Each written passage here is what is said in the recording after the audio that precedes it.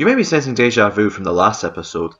Granted, the premise is still the same and I don't intend to repeat stuff from my last review from the PS2 version.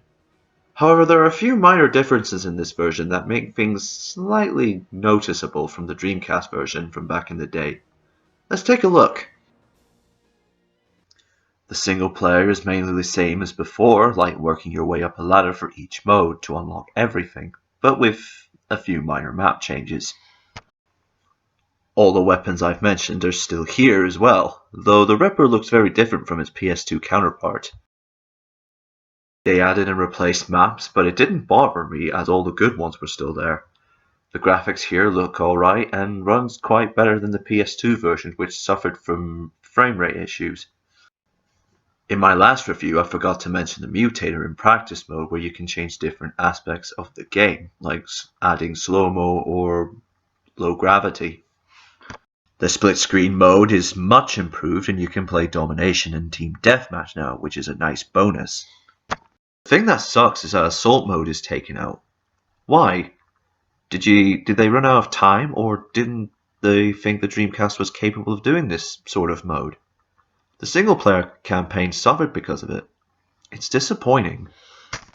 The character selection has changed a bit as well, but not for the better. It lacks variety as the women and some cool looking characters aren't there anymore.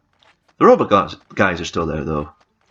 It's now become a large sausage fest with large guns. There were plans for online multiplayer, but it got scrapped as it came out after the Dreamcast was discontinued. Though the maps for domination and capture the flag in multiplayer still lack. So is it worth getting for the Dreamcast? It depends what you're looking for. If you just want a 4-player shooter, no questions asked, then yeah, go for it.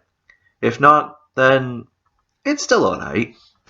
It's interesting because playing this game influenced multiplayer shooters for future games to come, as it's only focused on it and it works. The main question is, which port do I like the best out of the both of them? Even though I grew up and loved the PS2 version, but you may disagree as people can argue the PC version is far superior of the two. But for now, I prefer the Dreamcast version as it felt more rounded up and balanced with single and multiplayer.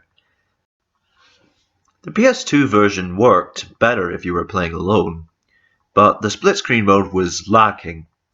Granted, I hate the fact the assault mode isn't there on the Dreamcast, but it felt closer to its main material of being that PC game. It's a good game, and I recommend both versions if you want to kill a few minutes, and I would love to play both of the versions again. I color code this game green. Thank you again for watching, and hopefully it would resolve the problems with my last review I had, as it wasn't the best. But hey ho, leave a like and subscribe to see more content like this one. Next time I'll be heading back to review another childhood classic of mine, and that is R Racing. See you there.